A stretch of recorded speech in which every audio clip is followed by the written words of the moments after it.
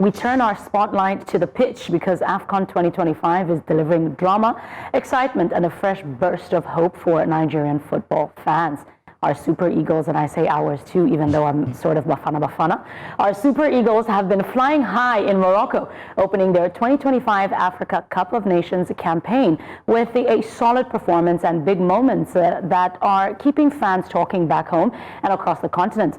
After a 2-1 win over Tanzania in their opening match, Nigeria recently pulled off a thrilling 3-2 victory against Tunisia, a result that has all but secured their place in the knockout stages and lifted them to the top of Group C.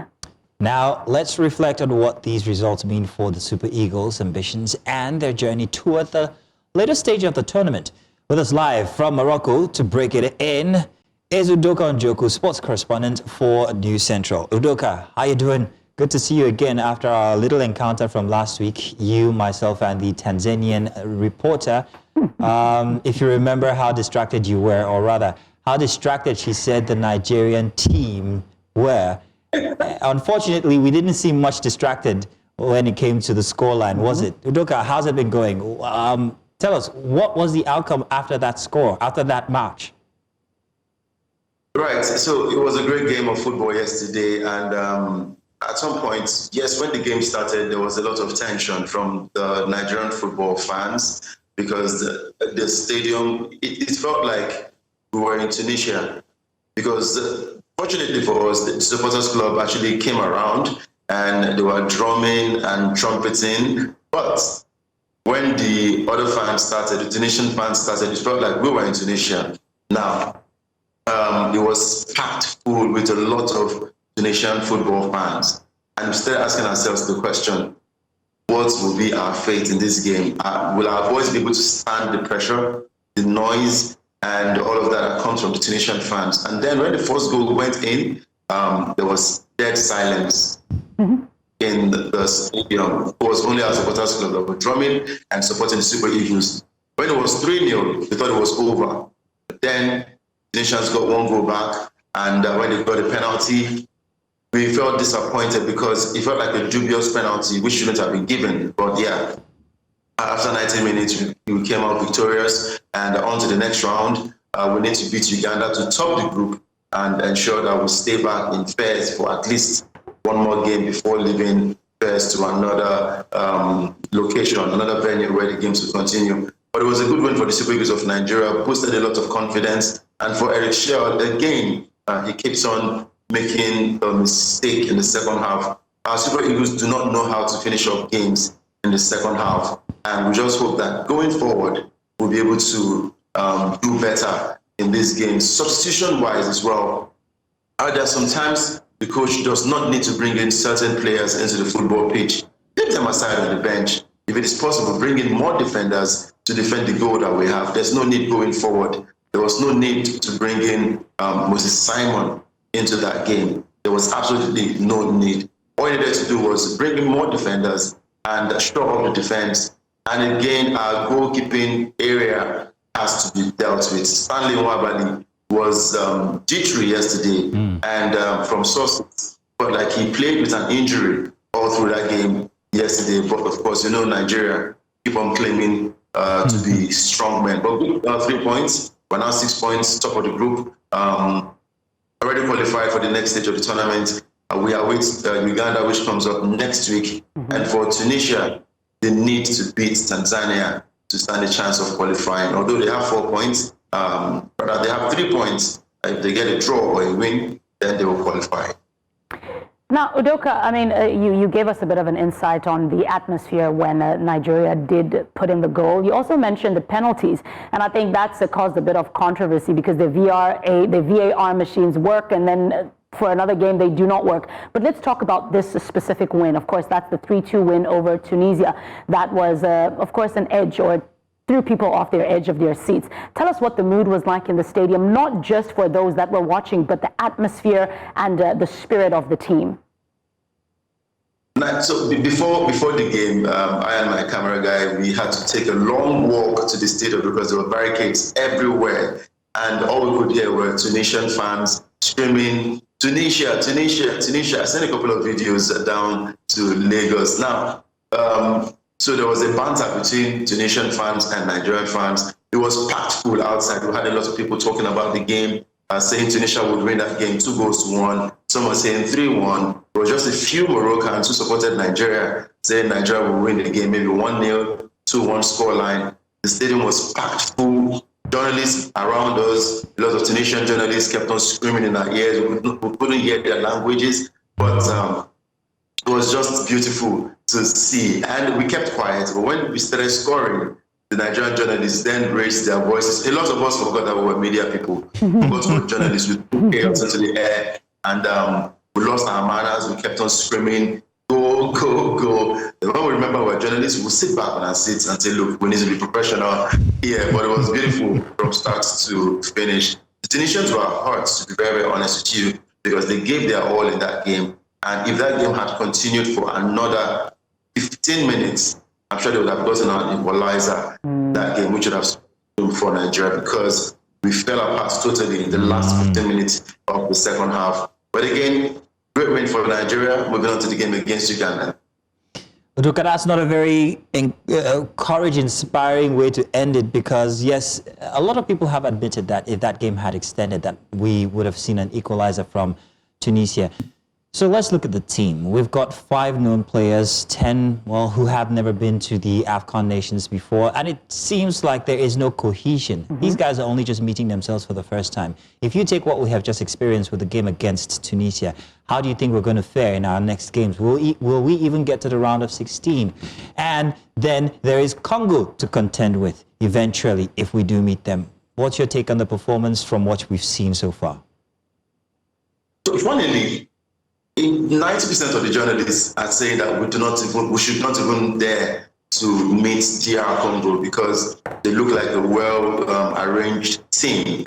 But for the Super Eagles of Nigeria, when we least expect anything from them, that's when they saw. Now, for the new boys in the team, of course, we know it's a new blend of talent and skill, but they've been able to adhere to the coach's instructions. Just a few of them getting to start. They've been able to adhere to the coach's instructions. And also, I think going forward, the team gets better by the day. I'm sure we're going to see a lot of the new boys play against Uganda, and it will now tell the coach, look, this is the kind of formation I would need to follow up. But I'll also remind you, the coach is quite stubborn. He likes to stick to a 4-4-2 formation. So the game against Uganda, we've already sealed qualification to the round of 16, just so you know. But against Uganda, I'm sure that he just might not start Victor Osimhen. Maybe Paul Onuachu and Cyril Dessers might be playing up front. We never can tell. The coach is always up to a lot of new things. But for the new boys, I'm sure they're blending in well with the team, and I'm hoping to see them against Uganda. That'll be by next week, Tuesday. Most of the focus is always on the players, Udoka, and I'm wondering what about our goalkeeper, Nwabali? Do you think that he was top, what do you call it? Top form. Top form yesterday? Do you think that we need 2 goalkeepers instead of 1 at that net? So for the goalkeeping situation, even when we asked Stanley Nwabali the question about the goalkeeping area, he had to take a deep breath and give the sign of relief, saying, look, the chaos had gone, move on to the next. We have a problem in our goalkeeping department. Since Nyama left that position, we've struggled with our goalkeeping department. It has still not been solidified. Stanley Nwabali was good to an extent. I would rate him, if I'm going to rate him over 10, I would rate him 5. I'd rate him 5 because it became chaotic. There was no reason Tunisia would have gotten the first goal. There was seriously no reason. Stanley Nwabali was trying to be skillful. He was trying to give us a designer save, which was absolutely wrong on the football pitch. It was totally chaotic yesterday. Like I said, if that game had gone on for the extra 15 minutes, they could have equalized, and maybe they could have won that game 4-3. Stanley Nwabali was almost going to get a red card, if not for the referee's intervention, the whistle intervention, because there was a foul before Stanley Nwabali took down the Tunisian man who was running down on attack towards goal. So Stanley Nwabali needs full concentration. He needs to be spoken to be sure that he keeps his head from start to finish. Like I said, our goalkeeping area after this tournament, we need to go back and look for goalkeepers who can command respect, command 100% performance from start to finish. So we survived that game by inshallah. We survived it. You said something very worrying here, because up until now, I always thought that Stanley Wabali was the Nigerian human prophylactic. I mean, nobody goes into a store and says, I want birth control, and they say, this one works 5 out of 10% of the time. Yeah. That's not you very... want a sure guarantee. No, I want a sure guarantee. So, yeah, I don't know what to say there. It sounds doom and gloom for me. I don't know. Inam, please, what do you want to know about... I think Udoka has kind of answered my question, because I think my next question was coming on the formation, especially because, Udoka, you mentioned that coming into the second half, or the last 15 minutes, that's where Nigeria tends to release the acceleration. I think my question for you, going into the next game, in terms of formation, what would you then suggest the formation to be, such that if we find a situation, a scenario where the opposition, which would then be Uganda, scores first, how does Nigeria Super Eagles recover from that quickly, such that they come out victorious in the next game as well? Uganda dare not score first. We don't want them to score. We don't want them to score a goal at all in that game.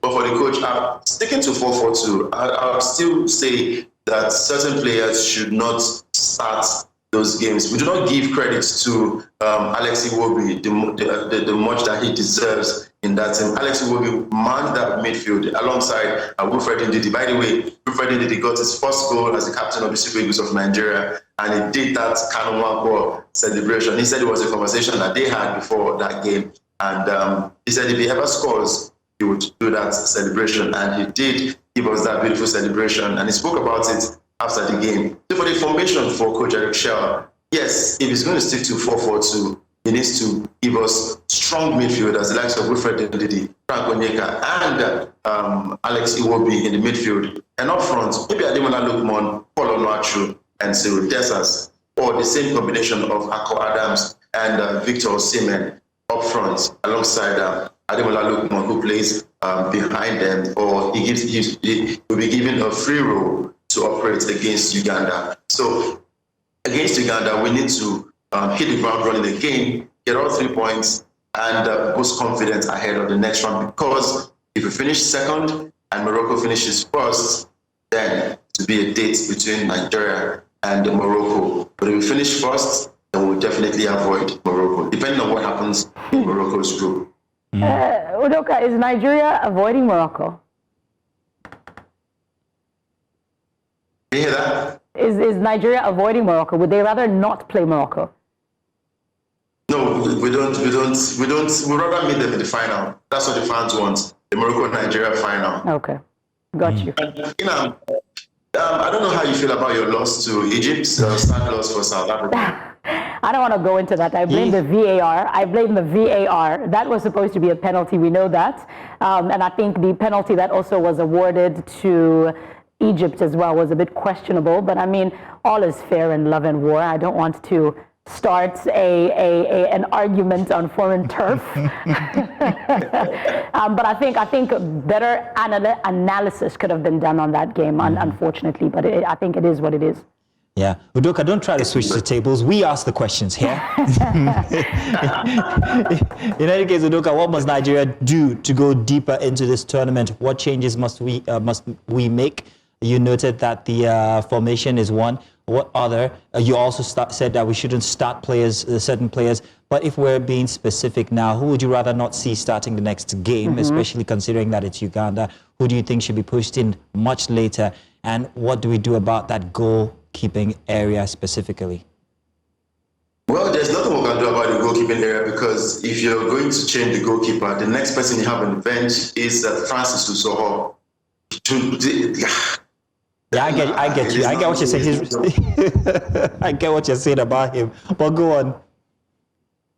We don't want to see a Francis Usoho. Maybe after this tournament, we can now go back and check all our goalkeepers and see which one best fits that position. Now, for the game against Uganda, I would love to see new strikers up front. Victor Osimhen I hope he doesn't get injured because he received a knock in that game yesterday. And we were going to speak to him during the mixed, when we had the mixed zone, but it was nowhere to be found. Later, from a source from CAF, it was reported that he was having a doping test. When he came out, he refused to speak to any of the journalists, saying he had a sore throat and all of that.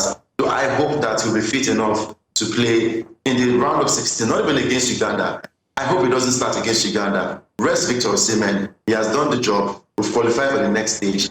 Bring in Paul Onuachu and Cyril Dessers, or leave Ako Adams and pair him up with maybe a Cyril Dessers and let Paul Onuachu come in the second half. Moses Simon, I don't think he's needed in that game against Uganda. But if Coach Eric Shaw would definitely rest Ademola Lookman, then maybe Moses Simon can get a starting berth in that one.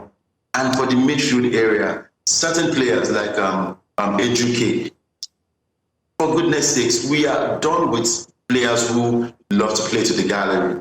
Njoku came into that game yesterday and it was dribbling only God knows who. He lost the ball a couple of times and it was chaotic. So I hope that if he plays against Uganda, he keeps his head. And there's one thing we need going forward, a 1,000% concentration. That's what we need for the Super Eagles of Nigeria. Concentrate from start to finish. If you're leading 2-0, keep that scoreline. You don't have to concede.